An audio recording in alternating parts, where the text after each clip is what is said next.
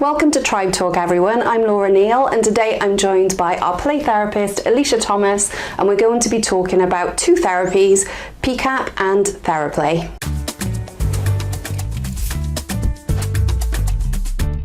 Today we're going to be talking about two attachment-based therapies, one called PCAP, Parent-Child Attachment Play, and Theraplay. So both of these therapies are used for childhood attachment needs, but big questions, what do they do and who can they help?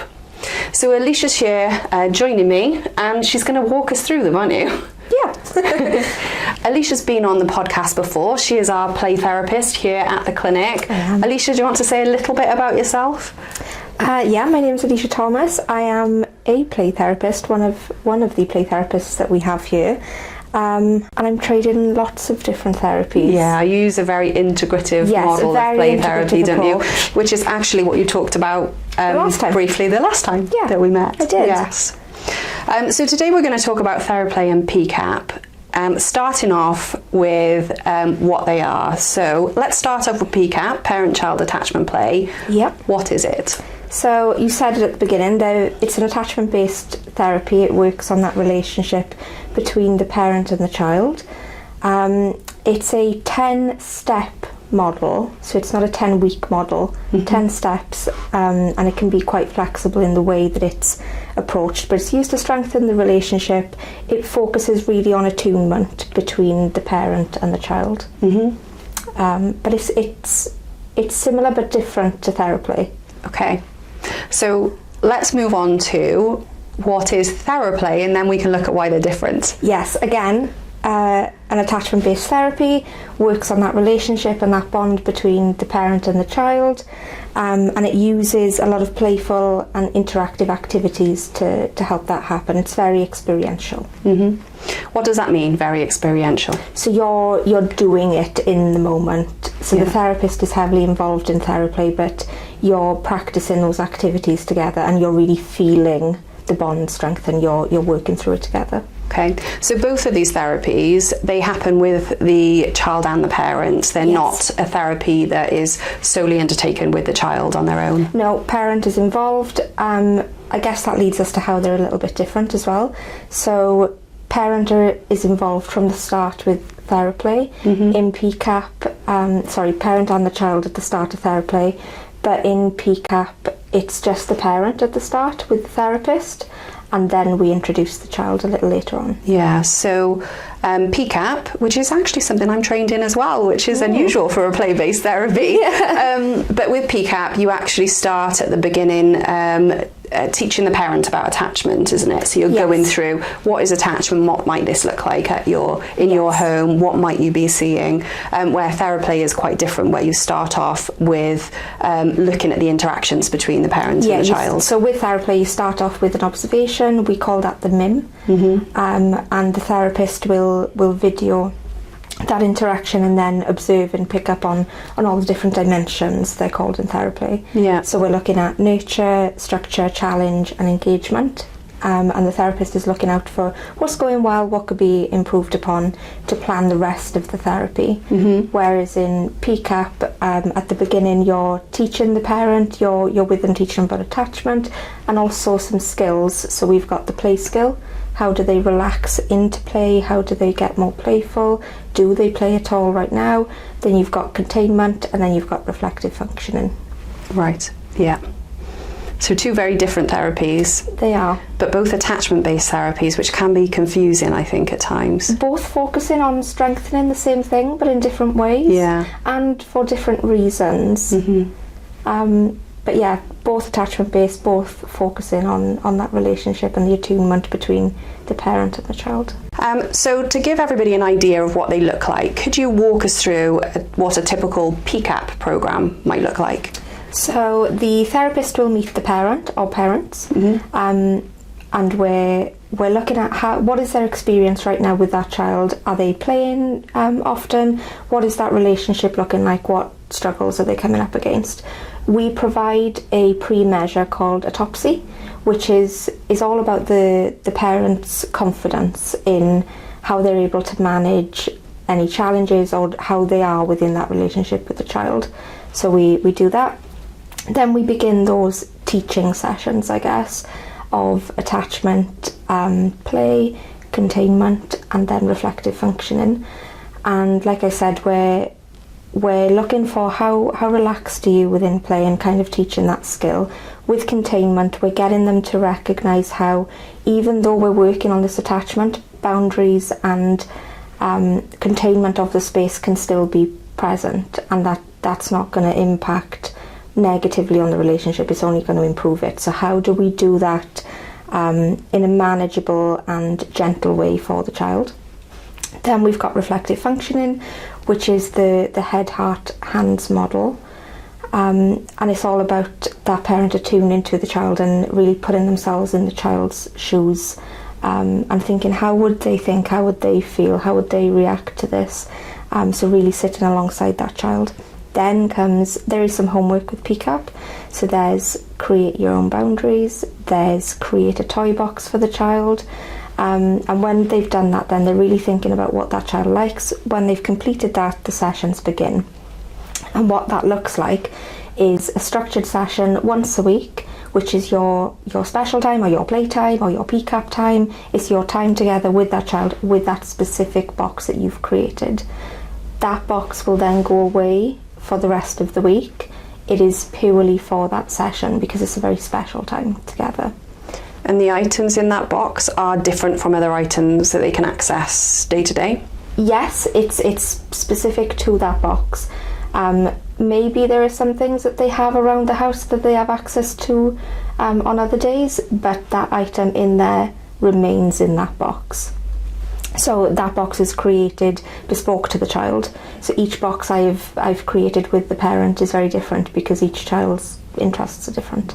So from a behavioural perspective, this is looking at what does the child find reinforcing, so what will they actually want to engage in, and then that's why that goes away, so that they're invested in that one-to-one time with the parent, because they actually want to engage with the parent in that activity that they don't get to on a day-to-day basis. So maybe it's something even a little more special, like slime that they don't have free access to. Yeah. So yeah, it is very reinforcing. Yeah.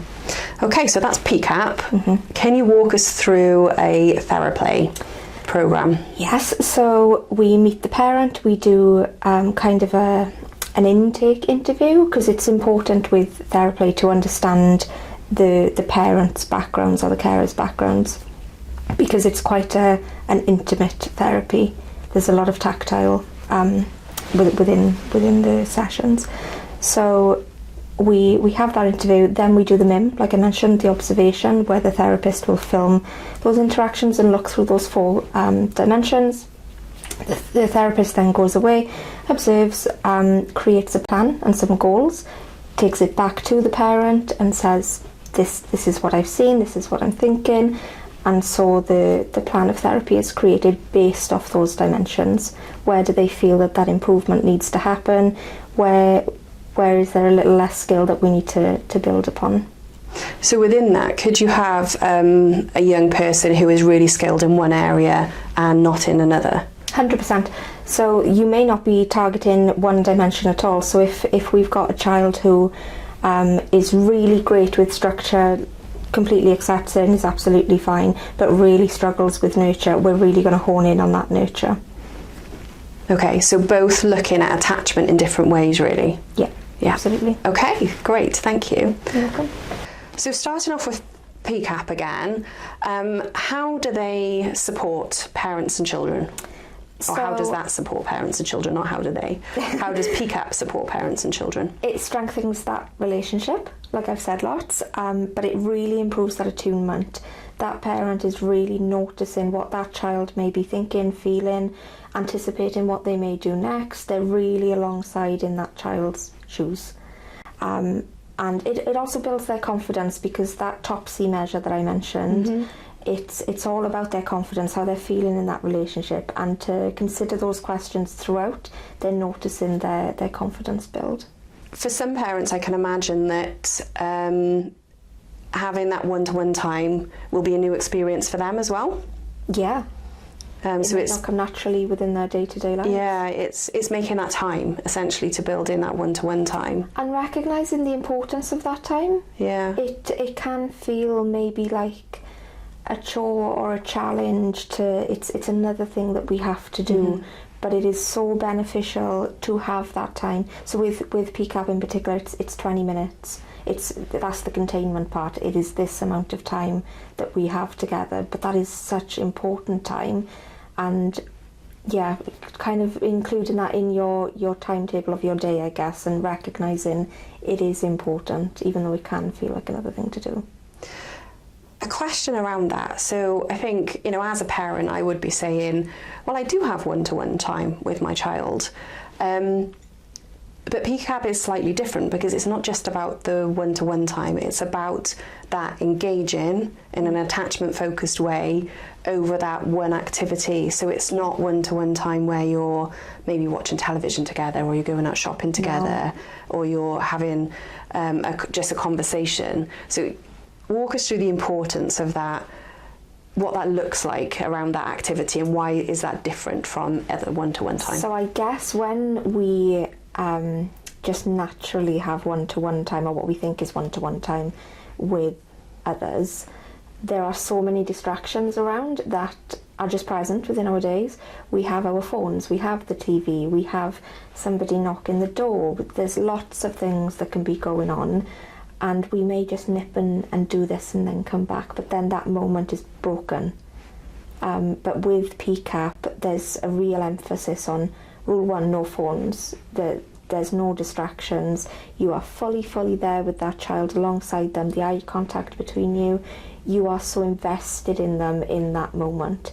You are giving yourself to them, which is very different from just natural interactions, I guess. I think it is, because if I think of one-to-one time with my children, for example, they are older, but you can actually use PCAP with teenagers as well. Okay. But it might be that we're going shopping, or we're going for a coffee. It might be that we're watching a program on TV together. Sometimes we're having conversations, but actually that one-to-one interaction over a specific activity, we probably do very rarely within our week. And that's the importance of it in terms of building that attachment and that opportunity for eye contact, for just that joint back and forth. Absolutely, and I would say that's the fundamental of PCAP. I've spoken about kind of the typical PCAP process of having this toy box. Some teenagers won't like that, they're not interested in that, which that's not reinforcing, that's just another thing to do. So what could that look like for a teenager? That may be sitting side by side in a car, going on a drive together, but really tuning in, going for a walk to the park or around the lake or whatever it may be. Whatever interests them, you're devoting yourself to them in those 20 minutes. Yeah, and it's that devotion and that I am here just for you. And child-led as well. Yes. Yeah. With teens especially, they may be more inclined to talk, and in that moment, lots of things may come up for them. Let them lead. Let them have their time and tap into that reflective functioning thing. The skill that we've learnt. How can we listen to them? How can we really sit alongside them and feel how they may feel? I need to do some PCAP. I'm going to have to go home and think about when I can build that into my day. Yeah. Okay, so that's PCAP. Yeah. So what about Theraplay? How does Theraplay support? Again, works on the attachment and the relationship and the bond between the parent and the child. Again, it's about co-regulation as well. So the children might find one of the dimensions quite difficult, and they may begin to dysregulate or withdraw, avoid even. And how does the parent manage that in the moment? How do they kind of tweak that activity to continue that relationship and continue that engagement that they're having with each other, that moment that they're having with each other? It increases the confidence because the parent is learning how to engage with their child in a different way.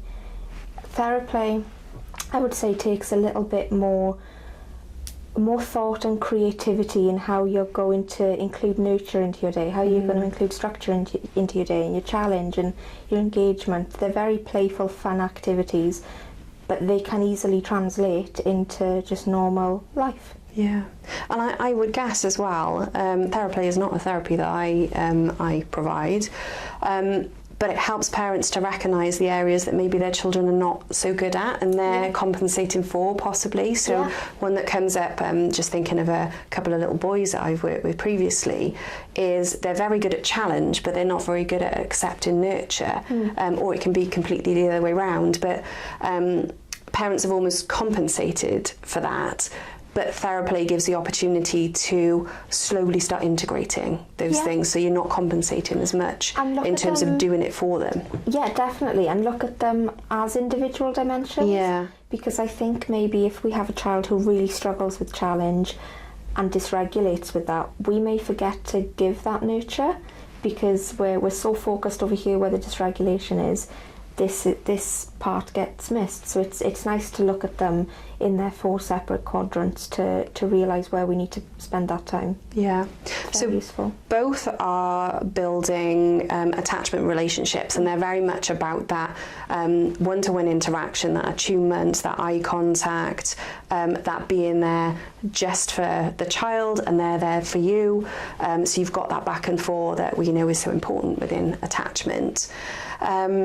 But a question we've got, which is a really, really important question, is when would you use each one? Why would you pick Theraplay or why would you pick PCAP? Because they're both attachment based, and I suppose, it is quite difficult to think about which one would support best. And to that I'd say you need to think about what is the issue. Is it that the relationship is strained and the quality of the relationship needs to improve? That would look more like PCAP. If it's that the child is resistant to the relationship and there's a block between that parent and child, that would be more Theraplay. But it is quite tricky to think about which one and when. Yeah, so something that always comes up as well is does the parent's attachment style or attachment interactions, does that have an impact? 100%, because like I said with Theraplay, but with PCAP as well, it's important to know what is their history, how are they within relationships, because we may see the child with a challenge, but the parent is a part of that dyad as well, and that's gonna matter. It's gonna seep in. We try to not let it, but it does. Yeah, and I think particularly with something like Theraplay, because you've got those 4 different dimensions that you're working on, if a parent finds one of those dimensions quite difficult, it's very likely the child is going to find that dimension difficult. But it might be that you need to do some work with a parent first, because otherwise you're going to put them in a difficult situation. Which we absolutely don't want, and that child viewing that, and it's going to push them even further away from that dimension. But everyone has their own experiences and they matter, especially within Theraplay. It is quite an intimate therapy, I feel. Like I said, there's a lot of tactile, but you're very close to each other. Therapist and parent, because the therapist is included in Theraplay, but parent and child, and whether they mean to or not, maybe that's their chance to recognise some of my own stuff is present within this room. Yeah. And how do we work through that? Yeah. And I think that's important for practitioners or individuals assessing. Theraplay is, I would say, the go-to attachment therapy that we see recommended more than any other therapy, but it's not always the right therapy in terms of there are other attachment therapies. You need to be very mindful of what is it you want this therapy to achieve. Yeah. Because they actually do slightly different things. They target the same thing, but in different ways and under different umbrellas, if that kind of makes sense. Yeah. But sometimes Theraplay isn't right. No. Absolutely. Sometimes PCAP's not right, but it has to be considered which one, because they are different. Different, but they can both be incredibly effective when they're used. When used in the right way. Yes. For the right goal, for the right thing. Yeah. Brilliant. Well, thank you, Aleisha. Hopefully that has been helpful to everybody listening. If you enjoyed today's talk, then please subscribe to Tribe Talk for more trauma-informed care in practice.